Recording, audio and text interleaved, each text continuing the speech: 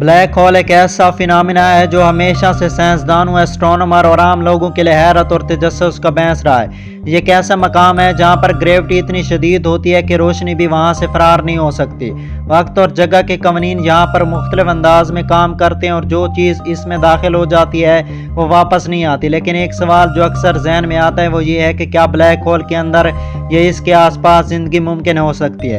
یہ سوال نہ صرف سائنسی تحقیق بلکہ فلسفانہ سوچ کو بھی جنم دیتا ہے۔ کیا ہم یہ سمجھ سکتے ہیں کہ بلیک ہول کے اندر کسی اور قسم کی زندگی پروان چڑھ سکتی ہے یا یہ محض ایک سائنسی قیاس رہی ہے؟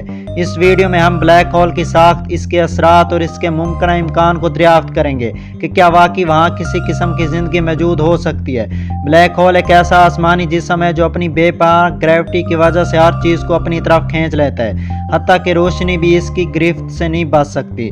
یہ عام طور پر ایک بہت بڑے ستارے کے تباہ ہونے کے بعد بنتا ہے۔ جب کوئی ستارہ اپنی زندگی کے آخری مراحل میں داخل ہوتا ہے تو اس میں موجود نیوکلیئر فیوژن رک جاتا ہے اور اس کی اپنی گریوٹی اسے اندر کی طرف کھینچ کر ایک نہایت گھنے اور چھوٹے مقام پر تبدیل کر دیتی ہے۔ اس مقام کو سنگولیرٹی کہا جاتا ہے، جہاں پر ماس تو موجود ہوتا ہے لیکن والیوم زیرو کے برابر ہو جاتا ہے۔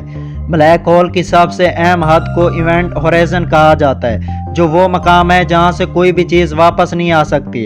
اس حد کو پار کرنے کے بعد وقت اور خلا کے قوانین بدل جاتے ہیں اور یہاں داخل ہونے والی ہر چیز غائب ہو جاتی ہے۔ زندگی کے لیے مخصوص عناصر اور حالات درکار ہوتے ہیں، جیسا کہ پانی، آکسیجن، توانائی کا ذریعہ اور موافق ماحول درکار ہوتے ہیں۔ زمین پر زندگی کا وجود انہی عوامل کی وجہ سے ممکن ہوا ہے۔ لیکن ہم بلیک ہول کے بارے میں سوچتے ہیں تو صورتحال بالکل مختلف نظر آتی ہے۔ بلیک ہول کے اندر موجود گریوٹی اتنی زیادہ ہوتی ہے کہ کوئی بھی چیز اپنے اصل والیوم کے اندر برقرار نہیں رہ سکتی۔ اگر کوئی چیز بلیک ہول کے اندر داخل ہو تو وہ سپیٹیفیکیشن کے عمل سے گزرے گی، یعنی کہ اس کا ہر ذرہ گریوٹی کی شدت کی وجہ سے کھینچ کر لمبا ہو جائے گا اور بالآخر تباہ ہو جائے گا۔ اس صورت میں کسی قسم کے جاندار کی زندگی کا وجود برقرار رکھنا ناممکن نظر آتا ہے۔ زندگی کے لیے روشنی اور توانائی کے ذرائع کا ہونا بہت زیادہ ضروری ہے۔ بلیک ہول کے اندر روشنی قید ہو جاتی ہے اور کوئی توانائی باہر سے اندر نہیں جا سکتی، لہٰذا یہاں پر بھی کسی بھی قسم کے احتیاطی عمل کا جاری رہنے کے امکانات کافی زیادہ کم ہیں۔ آئنسٹائن کی تھیوری آف ریلیٹیوٹی کے مطابق بلیک ہول کے قریب وقت مختلف رفتار سے چلتا ہے۔ اگر کوئی چیز بلیک ہول کے قریب پہنچے تو باہر موجود کسی بھی ناظر کے لیے وہ آہستہ ہوتی ہوئی نظر آئے گی۔ اس کا مطلب یہ ہے کہ بلیک ہول کے اندر وقت کا مفہوم بالکل بدل جائے گا اور ایک ایسی جگہ پر زندگی کے ارتقاء کے امکانات کافی زیادہ پیچیدہ ہو سکتے ہیں۔ اگرچہ بلیک ہول کے اندر زندگی کا تصور سائنسی بنیادوں پر بہت مشکل لگتا ہے، لیکن بلیک ہول کے آس پاس کچھ مخصوص علاقے زندگی کے امکانات کو نظر انداز نہیں کیا جا سکتا۔ بلیک ہول کے ارد گرد ایکسریشن ڈسک ہوتی ہے جو اس کے گرد چکر لگانے والے مادے کا ایک حلقہ ہوتا ہے۔ یہ ڈسک انتہائی گرم ہوتی ہے اور توانائی سے بھرپور شعاعیں خارج کرتی ہے۔ کچھ سائنسدانوں کا ماننا ہے کہ اگر کوئی سیارہ بلیک ہول کے قریب اسی طرح گردش کر رہا ہو کہ وہ اس توانائی کا استعمال کر سکے تو وہاں کسی نہ کسی شکل میں زندگی ممکن ہو سکتی ہے۔ کچھ ماہرین فلکیات نے یہ بھی نظریہ پیش کیا ہے کہ اگر کوئی سیارہ بلیک ہول کے گرد اتنی رفتار سے گھوم رہا ہو کہ وہ ایکسریشن ڈسک سے توانائی حاصل کر سکے تو وہ ہیبیٹیبل زون میں آ سکتا ہے، جہاں پر درجہ حرارت توانائی کی مقدار ایسی ہوتی ہے کہ زندگی ممکن ہو سکتی ہے۔ بلیک ہول کے اندر زندگی کا تصور سائنس فکشن کہانیوں میں کافی زیادہ مقبول ہے۔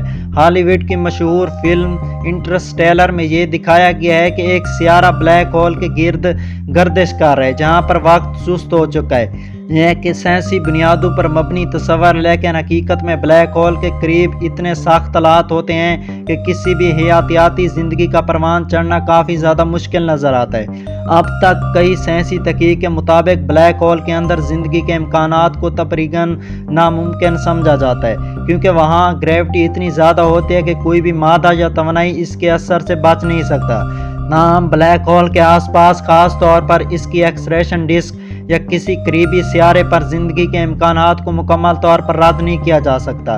یہ سوال ابھی بھی ایک طرح کی مسٹری اور سائنسدان مسلسل تحقیق کر رہے ہیں تاکہ یہ جان سکیں کہ بلیک ہول کی یہ انوکھی دنیا کس حد تک زندگی کی موجودگی کے امکانات رکھتی ہے۔ اگر مستقبل میں ہمیں کائنات میں کہیں کوئی ایسا نظام ملے جہاں زندگی بلیک ہول کے آس پاس پروان چڑھ رہی ہو تو یہ انسانی تاریخ کا سب سے بڑا سائنسی انکشاف ہوگا۔ ब्लैक होल की दुनिया जितनी ज़्यादा पुरअसरार है इतनी ज़्यादा खौफनाक भी है।